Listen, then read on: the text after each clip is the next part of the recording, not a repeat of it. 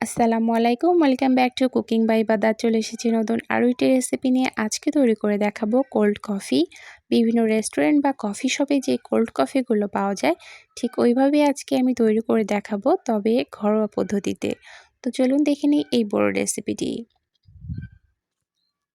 Cold coffee তৈরি করার জন্য আমি এখানে 500 গ্রাম দুধ নিয়েছি। দুধটা আগে থেকে জাল করে নিয়ে এরপর ডিপ ফ্রিজে রেখে ডিপ করে নিয়েছি। তবে আপনারা চাইলে নর্মাল ফ্রিজে রেখেও দুধটাকে ঠান্ডা করে নিয়ে নিতে পারেন। আর এখানে নিয়ে নিয়েছি পরিমাণ মতো চিনি, সাথে নিয়েছি গুঁড়ো দুধ। আর আমি আজকের এই কফিটি নেসলের কফি পাউডার দিয়ে তৈরি করব। তো আমি এরকম 2টা কফি পাউডারের প্যাকেট নিয়ে নিয়েছি। আর এখানে একটু চকলেট নিয়ে নিয়েছি। চকলেটটা গলিয়ে তারপরে গ্লাসে ডেকোরেশন করে নেওয়ার জন্য।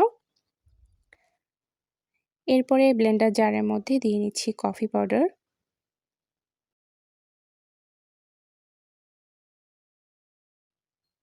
স্বাদ মতো দিয়ে নিচ্ছি চিনি। চিনিটা অবশ্যই আপনাদের স্বাদ মতো আপনারা দিয়ে নিয়ে নেবেন। 4 থেকে 5 টেবিল চামচ পরিমাণে আমি এখানে গুঁড়ো দুধ দিয়ে নিচ্ছি।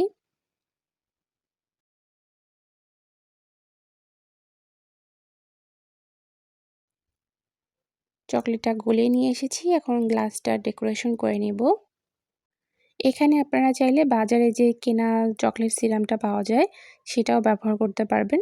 তবে আমার কাছে চকলেটটা ছিল জন্যই আমি বাসায় গুলিয়ে নিয়ে এই লিকুইড চকলেটটা এখানে দিয়ে নিচ্ছি।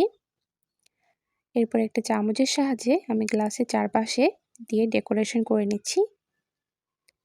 আপনারা আপনাদের পছন্দ মতো গ্লাসটা ডেকোরেশন করে নিয়ে নেবেন। তো আমার 2টা গ্লাসে ডেকোরেশন করানো হয়ে গেছে। আর এখানে আমি এখন কফিটা তৈরি করে নিয়ে নিচ্ছি। 2 থেকে 3 মিনিট ব্লেন্ড করে নিলেই কফিটা তৈরি হয়ে যাবে।